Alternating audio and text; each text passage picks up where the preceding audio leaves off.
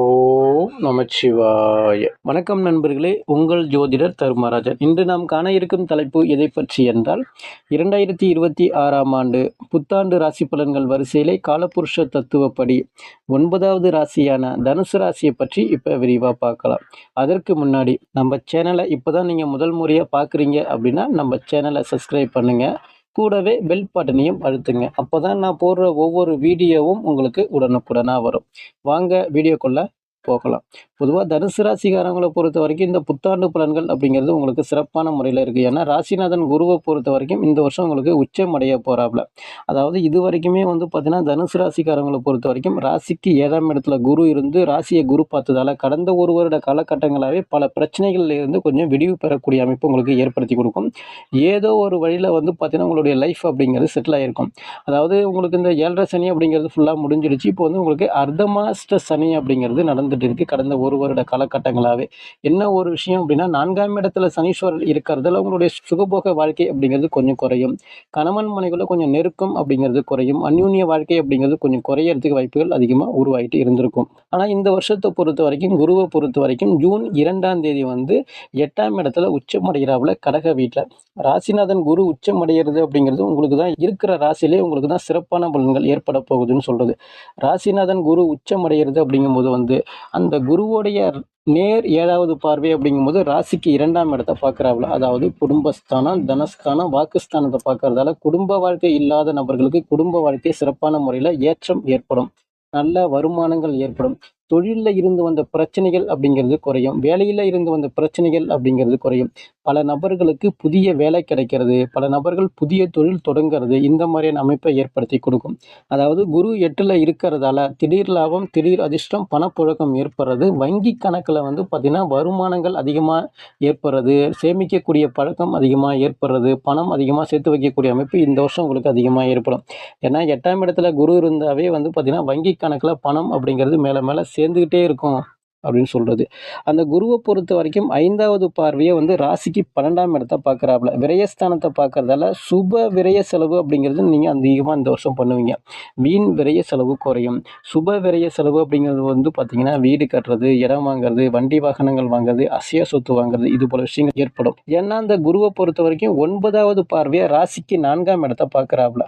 கண்டிப்பாக பார்த்தீங்கன்னா இந்த வருஷத்தை பொறுத்த வரைக்கும் தனுசு ராசிக்காரங்கள் பழைய வண்டி வாகனங்களை கொடுத்துட்டு புதிய வண்டி வாகனங்கள் வாங்குவீங்க.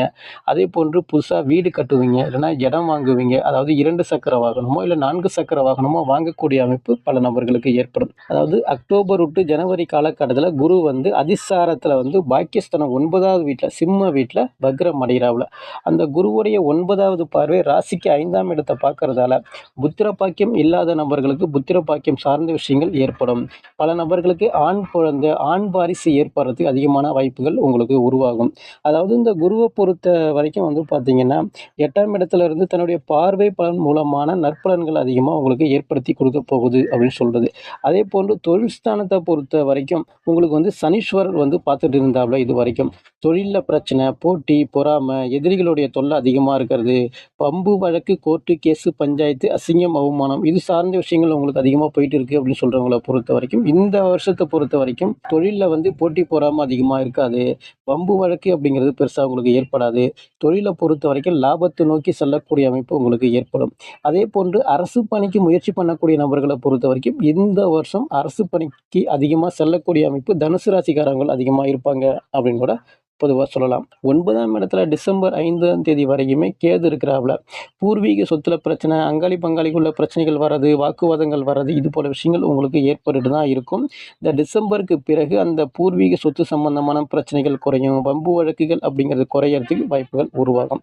அதே போன்று டிசம்பர் தேதி 5ஆம் தேதிக்கு பிறகு 8ஆம் இடத்துக்கு கேது போயிடுவாப்புல.